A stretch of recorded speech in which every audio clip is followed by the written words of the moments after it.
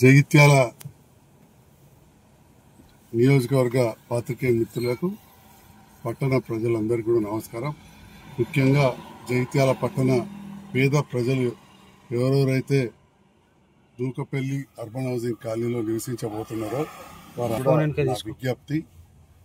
దూకపల్లి urban housing colony అనేది దాదాపు 17-18 ఏళ్ల కింద ఆ పని మొదలైంది. 17-18 ఏళ్ల కింద రాజకీయాల్లో పెద్ద పెద్ద వాళ్ళు ఉన్నారు. వాళ్ళందరూ చేసిన కృషిని నేను అభినందిస్తూ, ఎట్ ద సేమ్ టైం రకరకాల కారణాలు కావచ్చు, రాజకీయాల కారణాలు కావచ్చు, ఇంకేదైనా కావచ్చు, నేను అప్పుడు రాజకీయాల్లో లేను, అక్కడ పనులు ఆగిపోయినాయి. నేను 14 చివరిలో రాజకీయాలకు వచ్చిన తర్వాత అంటే 15 నుండి అనుకోవచ్చు 18 వరకు 3.5 సంవత్సరాలు అప్పుడున్న పార్లమెంట్ సభ్యురాలు కావచ్చు, ముఖ్యమంత్రి వాళ్ళందరినీ కలిసి 4000 ఇండ్లు డబుల్ బెడ్రూమ్ మంజూరు చేయించుకొచ్చారు. వచ్చిన తర్వాత కాంట్రాక్టర్ వచ్చిండ్రు, ఫౌండేషన్ స్టోన్ వేసిండ్రు. ఆ ఫౌండేషన్ స్టోన్ మీద కూడా నా పేరు లేదు, ఎందుకంటే నేను అప్పటికి గెలవలే. వెనకాల ఉండి ప్రభుత్వంతో అప్పుడు కలిసి పనిచేస్తున్నాం కాబట్టి కేసీఆర్ గారి దగ్గరికి, కవితమ్మ దగ్గరికి వెళ్ళి మంజూరు వచ్చినాయి. కాంట్రాక్టర్ ఎక్కడోళ్ళు వచ్చిండ్రు, శిలాపలకాలు అయిపోయినాయి. నేను స్టేజ్ మీద కూడా పోలేదు. అసలు సంజయ్ కుమార్ అనేటోళ్ళు నేను అప్పుడు ఫ్లెక్సీలు కట్టినా, సంతోషపడ్డాం, అవన్నీ చేసినాం తప్ప అప్పుడు ఆహ్వానించిన కేటీఆర్ గారిని స్టేజ్ మీద కూడా పోలే. అంటే రాజకీయ పరంగా అక్కడ నేను ఎక్కడ కూడా ముందట్లేదు. అధికారికంగా ఎవరెవరు ఉన్నారో అక్కడ ఉన్న శిలాపాలు కలుపుతారో అప్పుడున్న ఎమ్మెల్యే పెద్దలు, అదేవిధంగా అప్పుడు మున్సిపల్ చైర్మన్ వేరే వారందరూ కూడా ఉండిరి శిలాపాలు. తర్వాత 18 చివరిలో నన్ను మరి ప్రజలు ఆశీర్వదించి గెలిపించారు. అంటే దాదాపు 19. కాంట్రాక్టర్ అక్కడికి రాలేదు, ఎవరు కూడా పట్టించుకోలేదు, పనులు జరగలేదు. అటువంటి సందర్భంలో నేను చాలామంది అధికారులతోటి, కాంట్రాక్టర్లతో మాట్లాడి, అప్పుడున్న ఇండ్ల మంత్రి ప్రశాంత్ రెడ్డి గారితో మాట్లాడి మెప్పించి అక్కడ కాంట్రాక్టర్లు తీసుకొచ్చి 4000 ఇండ్లు నిర్మాణం చేయడంలో ఎట్లయితే ఇప్పుడు అందరు రాజకీయ నాయకులు మా హయాంలో అయినాయని చెప్పుకుంటారు, మేము కాలేజ్ చేసామంటారు, ఇంకేదో చేయటం తెచ్చినామంటారు. అట్లా నేను ఎమ్మెల్యే అయినాక అయినాయి కాబట్టి నేను చేసినా అని చెప్పి నేను భావించుకుంటున్నా. నా వల్ల కూడా జరిగిందని. మరి ఈనాడు ప్రజలు నన్ను గుర్తించి మళ్ళీ నన్ను గెలిపించిన సందర్భంలో మరి అక్కడ అన్ని వేల ఇండ్లు కంప్లీట్ అయ్యి కరెంటు లేవు, నీళ్లు లేవు. నేను అంత కొడితే అప్పుడు ఎమ్మెల్యేగా 5 ఏళ్ళు ఉండేటి. అప్పుడప్పుడు కొందరు 10 ఏళ్ళు రాజ్యం వెళ్ళి అంటారు. రాజ్యం వెళ్ళి కాదు, ఓడిపోయి ఉన్నా చేతులు కట్టుకుని నిలబడుతుంటే ఎప్పుడో 1-2 సార్లు స్టేజ్ మీదకి అధికారులతో అక్కడ నాయకులతో మాట్లాడడానికి వెళ్తే పక్కన కూర్చొని 5 నిమిషాలు మాట్లాడేది తప్ప స్టేజీల మీద అధికారికంగా నేను స్పీచ్లు కూడా ఇవ్వలేదు.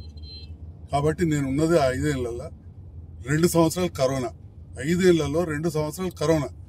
అటువంటి సందర్భంలో పూర్తయినాయి. మౌలిక వసతులు లేకుండా, అంటే వాటికి నీళ్లు లేవు, కరెంటు లేదు, ఓ సెప్టిక్ ట్యాంక్ లేదు, పైకాలకు సగపోతే బయటకు పోయేందుకు. అవన్నీ కూడా కొత్త ప్రభుత్వం వచ్చిన తర్వాత ముఖ్యమంత్రి రేవంత్ రెడ్డి గారిని కలిసి అంతకుముందు చేసిన కాంట్రాక్టర్కు కొన్ని నిధులు వచ్చేటివి ఉంటే అవి కూడా రిలీజ్ చేయమని కోరి ఉన్న విషయం చెప్తా ఉన్నా. ఎందుకంటే పనిచేసినప్పుడు మనం తప్పకుండా కాంట్రాక్ట్ రాసిస్తాడు, లేకపోతే ఎవరు రారు. చేసి ఆ నిధులు కూడా ఈ ప్రభుత్వం వచ్చిన తర్వాత మంజూరు చేయించుకొని మొన్న 34 కోట్ల రూపాయలు తీసుకొచ్చి సరస్వతి టెంపుల్ మీద 14 లక్షల లీటర్ల ట్యాంకు కట్టినాం. అదేవిధంగా ఇంటింటికి సెప్టిక్ ట్యాంకులు కట్టినాం, కరెంట్ ఇచ్చినాం. ఇవన్నీ కూడా జరిగిన తర్వాత ముఖ్యమంత్రి గారిని వెళ్ళి కలిసినాను. మళ్ళీ సార్, జగిత్యాల పట్టణంలో అది అన్నిటికంటే పెద్దది, మన తెలంగాణలోనే అన్నిళ్ళు ఎక్కడ కట్టలేదు డబుల్ బెడ్రూమ్లు.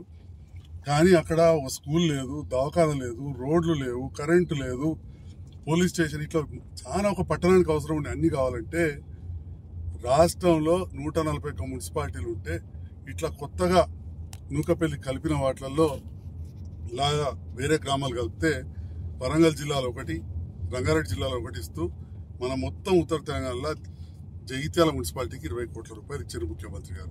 కూడా తెలిపిన ఆ విషయం మీరు చూసుంటారు. మరి 20 కోట్ల రూపాయలు వచ్చిన తర్వాత వాటిని ఉపయోగించుకోవాలంటే అక్కడ స్కూల్ పెట్టాలి, దవాఖాన పెట్టాలి, బస్ స్టాండ్ కావాలి, రోడ్లు కావాలి అని చెప్పి అదంతా కూడా సర్వే చేయించి దాదాపు 200 ఎకరాలు అప్పుడు 2008లో కాంగ్రెస్ ప్రభుత్వం ఉన్నప్పుడు కొంత సేకరించి ఉంది, కొంత ప్రభుత్వం ఉన్నది.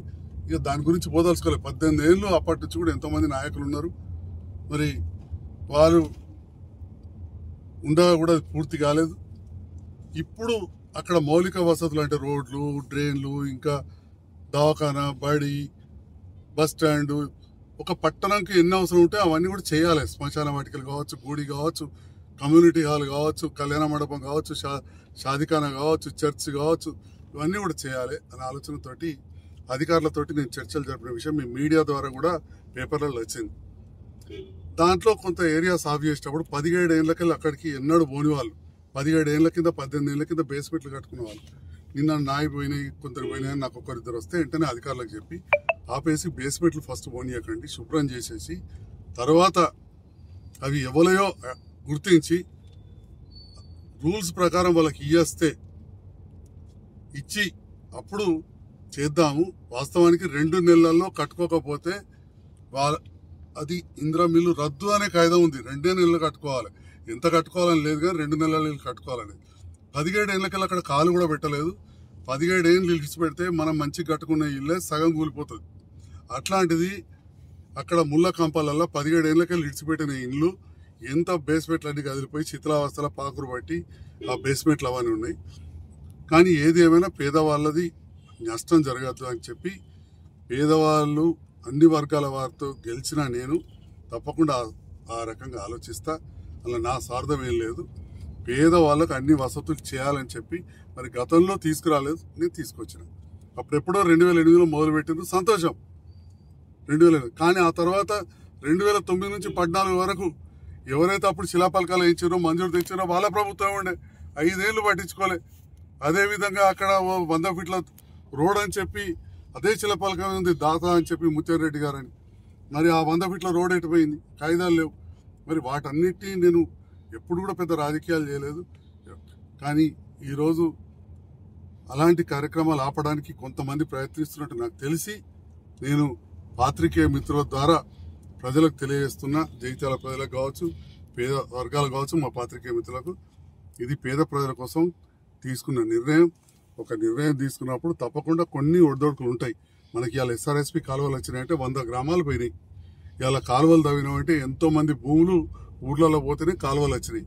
ఎస్ఆర్ఎస్పి కాలువ తవ్వినా, వరద కాలువ తవ్వినా. జగిత్యాల పట్టణానికి దరూరు, జగిత్యాల ప్రాంతానికి చెందిన ఎంతో మంది రైతులు భూములు ఇస్తేనే దరూరు క్యాంప్ ఏర్పడ్డది. దరూరు క్యాంప్ అనేది మొత్తం ప్రభుత్వ భూమి కాదు.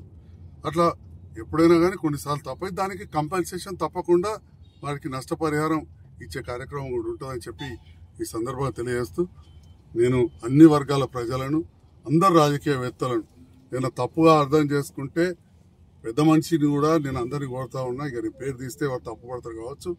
మాజీ మంత్రి వర్యులు జగిత్యాల నుంచి ప్రాతినిధ్యం వహించారు. ఒక్కరు కాకపోతే 4 ఉన్నారు జగిత్యాల నుంచి మంత్రివర్గంలో ప్రాతినిధ్యం వహించి ఇప్పటికీ రాజకీయాలు ఉన్నవారు ఉన్నారు. వారందరినీ కోరుతున్నా, యువకులను, మహిళామణులను, జగిత్యాల ప్రజలందరినీ కోరుతున్నా, ఈ పట్టణం అభివృద్ధిలో సహకరించండి. గతంలో కూడా మాస్టర్ ప్లాన్ అప్పుడు చిన్న చిన్న పొరపాట్ల అధికారులు చేస్తే అట్లనే రద్దు చేస్తే ఇవాళ బైపాస్ రోడ్డు ఇప్పుడు 100 ఫీట్లు తీసుకొచ్చింది, రద్దు అయిపోయింది. బైపాస్ రోడ్డు మీద ఇప్పుడు సెంటర్కి వెళ్ళి 25-30 ఫీట్ల మీదనే బిల్డింగ్లు కట్టేస్తున్నారు, పర్మిషన్లు తీసుకుంటున్నారు. యావర్ రోడ్డు ఎంత ముఖ్యమో మనకు అదంతే ముఖ్యం. అది అప్పుడున్న కెనాలు, అది 100 ఫీట్లు తీసుకొచ్చింది కూడా అప్పుడు 2.5 సంవత్సరాల కింద క్యాన్సిల్ చేయించారు. మరి ఇట్లా మన పట్టణ అభివృద్ధిలో కలిసి పనిచేయాలి, అవసరం ఉంటే సూచనలు ఇవ్వాలి, కానీ అడ్డుపడొద్దని చెప్పి నేను మీడియా ద్వారా కోరుతున్నాను.